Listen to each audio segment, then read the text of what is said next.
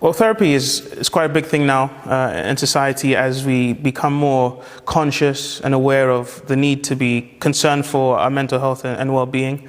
And so, yeah, folks getting therapy who are dealing with significant mental health disorders, dealing with anxiety, coping with trauma, and so on. And all that stuff is quite beneficial, quite profitable. And so why the skepticism in the question? And there is some skepticism with Christians regarding therapy and whether Christians should engage in therapy.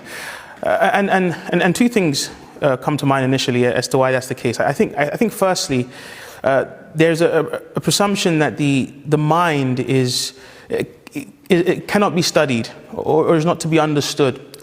That the body might be an exact science, so we have no problem with a doctor helping to understand the weaknesses of the body, but the mind is something beyond that and cannot be studied. And I think what we need to realize is actually the mind is one of God's, it's creaturely, and so it can be studied, and there are those who can be qualified to understand its movements and understand its imbalances, and so helpfully speak to how we may address it. The mind often needs that sort of care. The second thing as to why I think there is a skepticism around therapy that Christians need to address is we wonder if, even if we were to go for therapy, is it ever right for us to allow unbelievers to provide this? You know, Christian therapy, I think some Christians might be able to stomach, but can an unbeliever provide therapy for you?